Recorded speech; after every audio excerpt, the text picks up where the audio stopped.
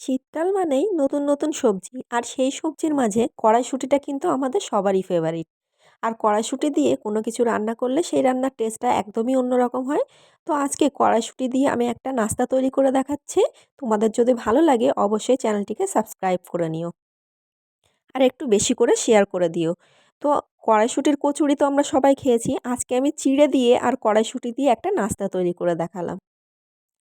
তো দেখে নাও এটা আমি কি করে তৈরি করেছি, আর নাস্তাটা খেতে কিন্তু অসম্ভব সুন্দর ছিল। একবার খেলে কিন্তু সবাই এই খাবারের ফ্যান হয়ে যাবে।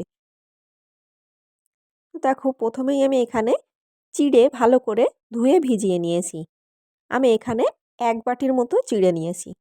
সেটা পরিমাণটা তোমরা কম বেশি করে নিতে পারো। চিড়েটাকে ভালো করে পরিষ্কার করে ধুয়ে আমি জল ঝরিয়ে রেখেছি। আর এবারে আমি কিছু পরিমাণ কড়াইশুঁটি নিয়েছি আর তার সাথে একটা কাঁচা লঙ্কা আর একটু ধনিয়া পাতা নিয়েছি টেস্টটা একটু বাড়ানোর জন্য।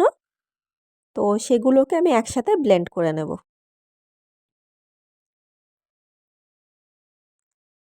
আর দেখো এটা ব্লেন্ড করে নেওয়ার পরে ঠিক এরকম হয়েছে। আমি অল্প একটু জল দিয়েছিলাম। এরপরে আমি একটা কড়াইতে ১ চামচের মতো ঘি দেব।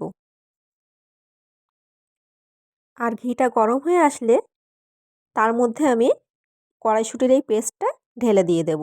দিয়ে এটা করে খুব ভালো করে নেড়েচেড়ে একটু জলটা মেরে নেব। একটু শুকনো শুকনো করে নেব।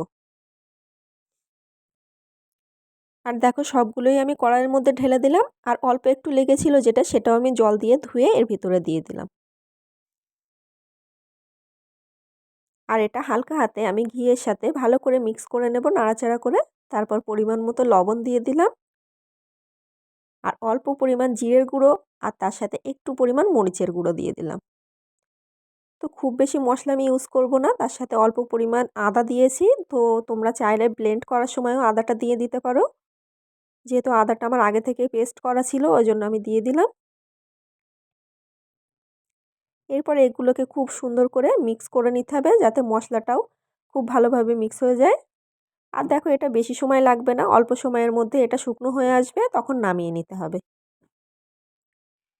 এরপরে যে চিড়েটা আমি ভিজিয়ে রেখেছিলাম সেটার মধ্যে আমি অল্প পরিমাণ লবণ দিয়ে দিলাম আর ১ চামচের মতো চিনি দিয়ে দিলাম।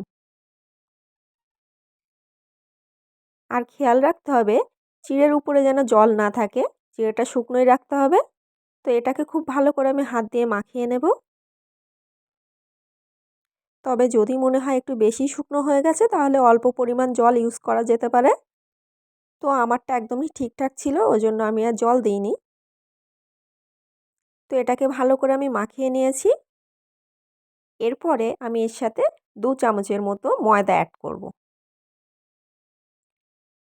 আর এই ময়দাটা কিন্তু বাইন্ডিংয়ের কাজ করবে।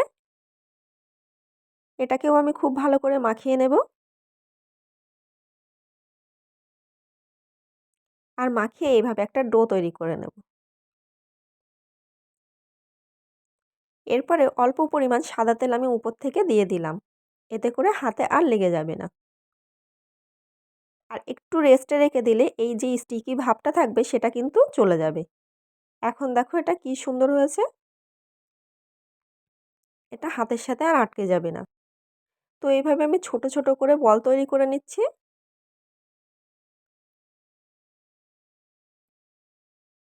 আর তারপরে একটা লেচি নিয়ে আমি এইভাবে গোল করে চ্যাপ্টা করে নিলাম। আর তার ভিতরে যে কড়াইশুঁটির পুরটা তৈরি করে রেখেছিলাম সেটা দিয়ে দেব। আর এটা পরিমাণ মতোই দিতে হবে, খুব বেশি পরিমাণ দিলেও হবে না।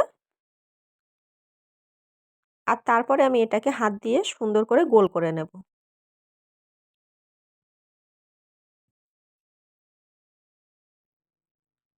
তো গোল করে এভাবে চ্যাপ্টা করে দিলাম। আর এইভাবে সবগুলো তৈরি করে নিলাম। এরপরে কড়াইতে তেল দিয়ে আমি তেলটা হালকা একটু গরম হয়ে আসলে তার মধ্যে সবগুলো দিয়ে দেব। আর তেলটা খুব বেশি গরম করারও দরকার নেই, তাহলে কিন্তু উপর থেকে কালার চলে আসবে। তারপরে হালকা আঁচে এটাকে আমি ভেজে নেব।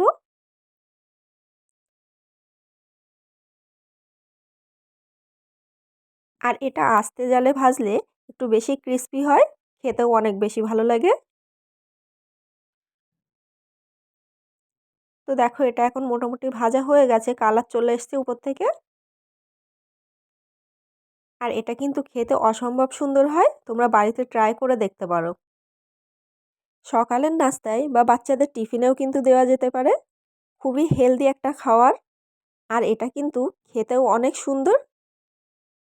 আর ভিতর থেকে আমি একটা ভেঙে দেখাচ্ছি, দেখো ভিতরেও কি পরিমাণ সুন্দর হয়েছে, একদমই ক্রিস্পি আর সফট হয়েছে। আর ভিডিওটা কেমন লাগলো অবশ্যই কমেন্ট করে জানাবে।